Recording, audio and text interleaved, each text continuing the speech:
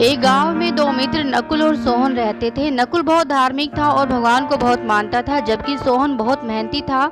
एक बार दोनों ने मिलकर 1 बीघा जमीन खरीदी, जिससे फसल उगाकर वो अपना घर बनाना चाहते थे। सोहन तो खेत में बहुत मेहनत करता था, लेकिन नकुल कुछ काम नहीं करता, बल्कि मंदिर में जाकर भगवान से अच्छी फसल के लिए प्रार्थना करता था। इसी तरह समय बीतता गया। कुछ समय बाद खेत की फसल पककर तैयार हो गई, जिसका दोनों ने बाजार ले जाकर बेच दिया और उनको अच्छा पैसा मिला।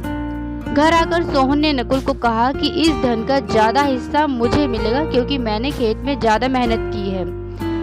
ये बात सुनकर नकुल बोला, नहीं, धन का तुमसे ज्यादा हिस्सा मुझे मिलना चाहिए, क्योंकि मैंने भगवान से इसकी प्रार्थना की, तभी हमको अच्छी फसल हुई। भगवान के बिना कुछ भी संभव नहीं है। जब वे दोनों इस बात को आपस में नहीं सुलझा सके तो धन के बंटवारे के लिए दोनों गांव के मुखिया के पास पहुंचे। मुखिया ने दोनों की सारी बात सुनकर उन दोनों को एक एक बोरा चावल का दिया, जिसमें कंकड़ मिले हुए थे। मुखिया ने कहा कि कल सुबह तक तुम दोनों को चावल से कंकड़ अलग करके लाने, तब मैं निर्णय करूंगा कि इस धन का ज्यादा हिस्सा किसको मिलना चाहिए। दोनों चावल की बोरी लेकर अपने अपने घर चले गए। सोहन ने रात भर जाकर चावल और कंकड़ को अलग किया, लेकिन नकुल ने चावल की बोरी को लेकर मंदिर में गया और भगवान से चावल में से कंकड़ को अलग करने की प्रार्थना की। अगले दिन सुबह सोहन जितने चावल और कंकड़ अलग कर सका उसको ले जाकर मुखिया के पास गया, जिसे देखकर मुखिया बहुत खुश हुआ।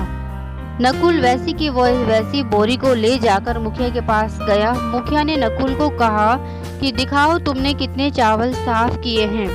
नकुल ने कहा कि मुझे भगवान पर पूरा भरोसा है कि सारे चावल साफ हो गए होंगे, लेकिन जब बोरी को खोला गया तो चावल और कंकड़ वैसे के वैसे ही थे। जमींदार ने नकुल को कहा कि भगवान भी तभी सहायता करते हैं जब तुम खुद मेहनत करते हो। जमींदार ने धन का ज्यादा हिस्सा सोहन को दूध दिया।